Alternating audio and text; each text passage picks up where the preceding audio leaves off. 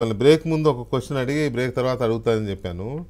సొంత చెల్లెల విషయంలోనే ఈ రకంగా జరుగుతుంటే పట్టించుకోకుండా ఉండేవాడు, లేదా మీరు అన్నట్టు సొంత చెల్లెల విషయంలోనే ఇలా చేయిస్తున్నవాడు, ఇక అక్కచెల్లెమ్మలని అమాయక జనాన్ని విషయంలో ఆ, ఏం పెద్ద ఇది ఉంటుంది ఆయనకి, ఏం పెద్ద ఎమోషన్ ఉంటుంది, ఏం పెద్ద అయ్యో వీళ్ళు నా ప్రజలు అనే ఇది కూడా ఉండదు.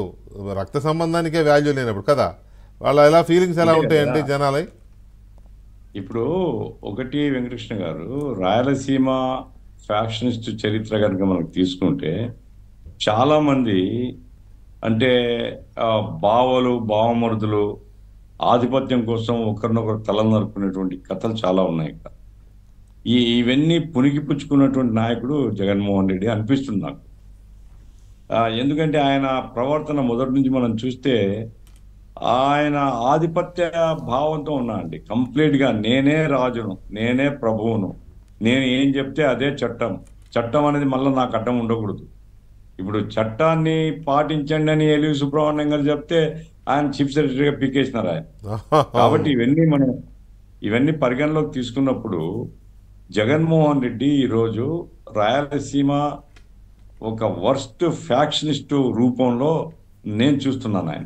ఎందుకంటే సొంత కుటుంబ సభ్యుల మీద కూడా ఈ రకమైనటువంటి దాడి చేయడం అనేటువంటిది వర్స్ట్ కల్చర్. అది మన భారతదేశ సంస్కృతి కాదు, మానవత్వం ఉండేటువంటి ఏ ఒక్కరి సంస్కృతి కాదు. అంటే ఇవన్నీ ఏమీ లేవు అంటే వర్స్ట్ ఫ్యాక్షనిస్ట్, ఆధిపత్యం తప్ప ఇంకోటి లేదు. ఆధిపత్యం నా చేతిలోనే ఉండాలి, ఇంకెవరు తలెత్తి చూడకూడదు తన వైపు. అయితే నేను అనుకున్న వెంకటకృష్ణ గారు, ప్రజలు పిచ్చోళ్ళం కాదండి, ప్రజలు చాలా చైతన్యవంతులు. ఖచ్చితంగా ఈ దీనికి వెంటనే ప్రజలు సమాధానం చెప్పకపోయినా రేపు ఓటింగ్ లో సమాధానం చెప్తారు. ఈ ధోరణి ఇప్పుడు నేను శ్రీనివాసరావు గారిని కూడా నేను రిక్వెస్ట్ చేస్తాను, ఇది అపార్ట్ ఫ్రమ్ తెలుగుదేశం వదిలేయండి. ఇప్పుడు ఇట్లాంటి ఒక మనిషి కోడికత్తి సీనును, కోడికత్తి డ్రామా ఆడి జైల్లో పెట్టించి ఇంతవరకు బెయిల్ రాకుండా చూసి, అట్లాగే డాక్టర్ సుధాకర్ను అవమానకరంగా చేసి చంపించి, అట్లాగే సుబ్రహ్మణ్యం హత్య కేసు డోర్ డెలివరీ, అట్లాగే బాబాయ్ సొంత విషయంలో ఎన్ని అబద్ధాలు అన్నాడు రాజకీయ ప్రయోజనం కోసం.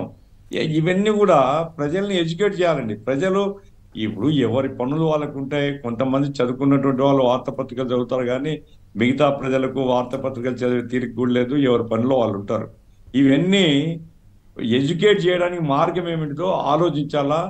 సభ్య సమాజం అంటే ఈ పౌర సమాజంలో మార్పు రావాలని మనం తప్పిస్తున్నాం. పౌర సమాజాన్ని ఎడ్యుకేట్ చేసే బాధ్యత కూడా మందే. ఎవరు బెటరు అనేది మనం చెప్పకపోయినా, ఇదిగో ఇట్లాంటి వర్స్ట్ క్యారెక్టరు రాష్ట్రంలో ఈ కాలంలో మనకు కనపడుతున్నాడు, ఈ వర్స్ట్ క్యారెక్టర్ అతను సీఎంగా ఉంటే ఈ దరిద్రం ఆంధ్ర రాష్ట్రం చుట్టుకుంటది. ఇప్పుడు సొంత చెల్లెలకి రక్షణ లేకపోతే ఓటర్ అక్కలు ఓటర్ చెల్లెమ్మలు వీళ్ళు సొంత చెల్లెలు కాదు, సొంత అక్కలు కాదు, వాళ్ళకి ఓట్లు ఉన్నాయి కాబట్టి చెల్లెమ్మ అక్క అంటున్నాడు. ఓట్లు లేకపోతే వాళ్ళను మనుషులకు కూడా చూడడు. కాబట్టి ఇప్పుడు మనం గమనిస్తున్నాం, ఏదో వాలంటీర్లను పెట్టుకున్నాడు. వాలంటీర్లు ఇప్పుడు ఓపెన్ గా చెప్తున్నారు, వాలంటీర్లు మా పార్టీ కోసం పెట్టుకున్నాం. సచివాలయ సిబ్బందిని రిక్రూట్ చేసుకోవడం ఎన్నికల ప్రయోజనం కోసం పెట్టుకున్నాం. అంటే ప్రతిదీ ఎన్నికలు, ప్రతిదీ అధికారం తన చేతిలో ఉండాలా. 30 సంవత్సరాలు ఎవరు మాట్లాడకూడదు, ఇది ధోరణి.